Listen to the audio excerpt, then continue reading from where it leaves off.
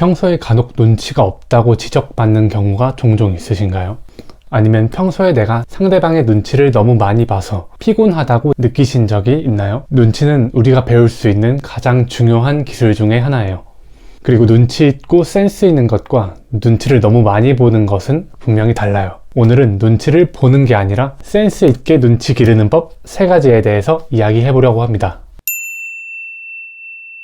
눈치는 타고나기도 하지만 보통 노력해서 생기는 경우가 더 많아요.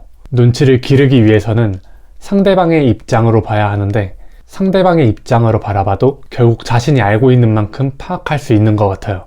눈치가 빨라지려면 인간의 심리와 감정 자체를 많이 깊이 공부해야 합니다. 센스 있게 눈치 기르는 법 첫 번째, 상대방의 말을 잘 경청하고 의도를 파악한다. 눈치를 기르기 위해서 가장 먼저 해야 하고 중요한 것은 경청이에요. 상대방이 말을 할 때 무슨 의도로 말을 하는지 집중력 있게 들으면서 그 사람의 의도를 알아채야 해요.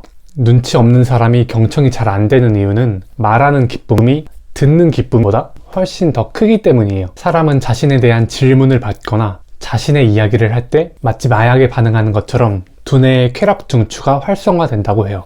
본인의 이야기를 할 때 훨씬 더 흥미가 생기고 기쁜 거죠. 예로 하버드 대학 과학자들의 한 실험을 들려드릴게요. 실험자들은 질문을 선택할 수 있다. 질문에 따라 돈이 차등 지급되는데 나에 대한 질문, 타인에 대한 질문, 사실에 관한 질문 중 하나를 선택한 뒤 답변을 하는 실험 조건이다.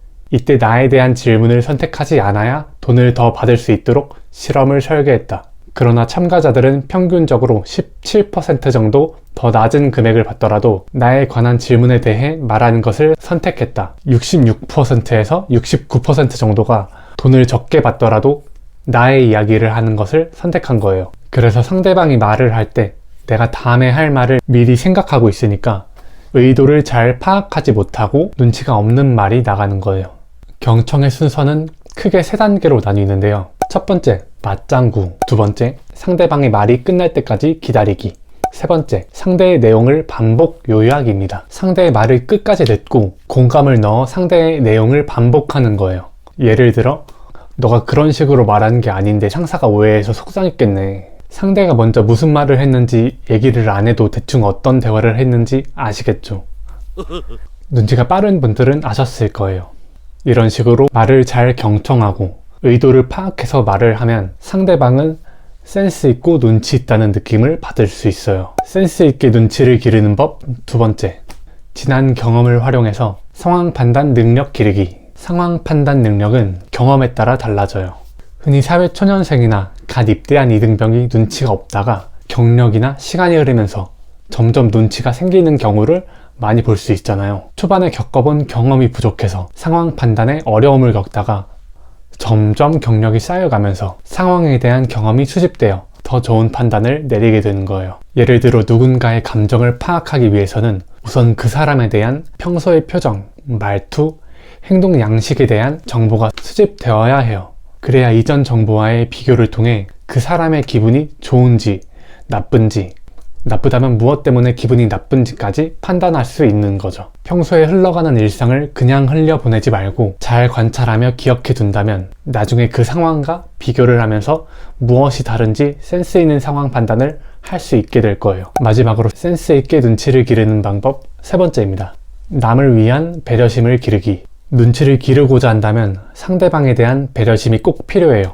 눈치의 본질은 소통으로부터 오는 배려라고 생각을 하는데요. 상대방의 마음을 빠르게 파악하고 상대의 처지를 잘 공감해 주는 게 중요해요. 또한 배려라는 건 심리적으로 여유가 있어야 가능한데 내 생각만 하며 상대방의 상황이나 기분을 생각하지 않고 함부로 대하면 상대방은 엄청난 상처와 함께 나를 싫어하게 될 수도 있어요. 보통 사람은 상대방이 나에게 좋은 것을 해줬을 때 느끼는 기쁨보다 내가 원하지 않는 것을 했을 때 오는 슬픔과 실망이 훨씬 커요. 물론 그 행동의 크기에 따라서 다르겠지만 같은 행동을 했을 때 좋은 감정보다는 안 좋은 감정이 더 크게 느껴져요. 두 번째 말했던 걸 활용해서 상대방을 잘 관찰하고 그 사람이 싫어하는 행동을 하지 않는 게 좋겠죠. 기본적으로 상대방에 대한 배려, 존중, 공감, 연민, 사랑 등이 눈치를 기를 때 가장 중요한 핵심이라는 점을 잊지 말아야 합니다. 오늘은 센스 있게 눈치 기르는 법 3가지에 대해서 이야기를 해봤는데요.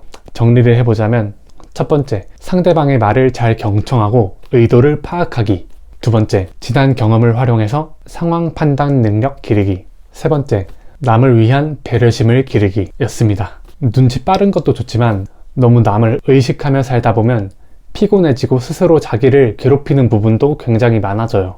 상대와의 관계 때문에 타인의 마음을 일일이 신경 쓰고 헤아리다 보면 나 자신의 정체성을 잃어버리는 일까지 생길 수 있어요. 그러지 않기 위해서는 다른 인간관계에 대한 스킬도 많이 알아둬야 하는데요. 앞으로도 이런 인간관계에 대한 영상들을 많이 찍을 테니까 궁금하시다면 구독과 좋아요 부탁드립니다. 저는 다음에 뵐게요. 안녕.